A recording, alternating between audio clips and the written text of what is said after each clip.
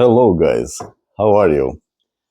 Well, I wanted to talk today a bit about, about the state of gaming today and about corporate greed, because unfortunately, I see this is the way it's going now.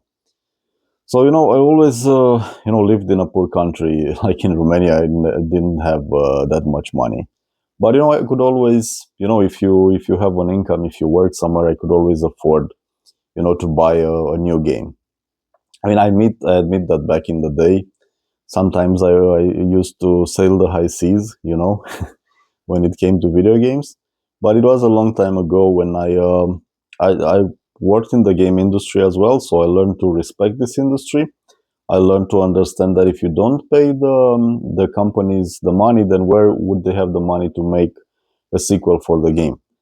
I was a big fan of The Longest Journey. When the sequel came out, the Longest Journey Dreamfall. There's a really nice adventure game, Longest Journey. I strongly recommend. It's a bit retro now, but I think the third part came out in like in 2016 or 17, so the third part is pretty new. But it has a really nice story. I recommend it playing from the beginning, from the Longest Journey one. And as I was saying, actually Longest Journey is one of my favorite games of all time. And when the Dreamfall came out, the producers didn't have the money to make the third part as well, due to piracy. So the game was so heavily pirated on PC. It came on the Xbox original one and on the PC, like back in the day, like I think 2003, 2004, Dreamfall came out. And then the sequel couldn't be released because the producers didn't have it wasn't worth it for them to release the third part because the game was so heavily pirated. Although it had a good strong fan base. And what happened was that the producer of the game, I mean the main designer, Ragnar Tornquist, was a Finnish guy. He made his own company. Like I think it was 10 years later, and then he released the third part. And I was so happy when Dreamfall Chapters, as his name, it came out, because it was one of my favorite games. But it pointed to a problem that if everybody pirates the game, then how would the producers have the money and have the justification to release, a sequel? So if you want a sequel, then please pay for your game. That was back in 2000, in the 2000s. But now, the way the corporate greed is going, so they're raising the prices to $80. I was waiting for Resident Evil 9 Requiem to come out, and although I want to play this game, I mean, at this price, like $80, or I think it's $80, I think. I mean, it's $80 and something for the deluxe version, and almost $80 or $70, 70 something dollars for the standard version. So for these prices, I admit I cannot afford it to buy it on launch, although I wanted it to play it. So I think a lot of gamers are in this position. I'm not condoning piracy, but I think one of the Microsoft executives said that we want you to own nothing and be happy. Well, that's not going to happen. This is bullshit. This is corporate greed. I don't think these prices are justified, and I think we can be gamers, without paying these prices. I mean, we can wait for a sale. We cannot, support companies, like Microsoft, that have, this cocky, arrogant attitude and that do not respect their fan base. For example, Xbox started releasing their games on other platforms. Where I'm thinking now, how would it have been to be an Xbox player? So I would feel like, then why did I buy an Xbox? If their campaign is everything is an Xbox. And with Windows 11, what they've done. That it's I'm actually glad that people are rejecting Windows 11, because I rejected it as well because of the stupid requirements, the TPM 2.0, and the bugs it had and everything. I mean, I don't want to be forced to upgrade my PC just because Microsoft wants to. This is another issue, but it points out to the same thing. Like all the companies now, I don't think their prices are justified. I think someone from Sony said that where the prices of games must go up because our development now is more expensive. And the gamers' response was, "Well, it's not our fault that you, as a company, cannot budget your games you are developing." So they're saying, yeah, there's a bigger production costs because now the games are harder to make. But it was this like all the time. Like there were advancements in technology, and there were advancements in technology, but the prices didn't go this much up. I mean, they can say like yes, but now they can justify with all they want, but I do not buy it, and I don't think you should either. It's I think we can still be gamers if we buy less. I really think now it's a perfect time to apply the philosophy less is more. Like really, when you have less games, you have less analysis paralysis on what you are going to play next, and that's actually a good thing. We don't always need to have the latest and greatest things. I consider myself now like a minimalist gamer.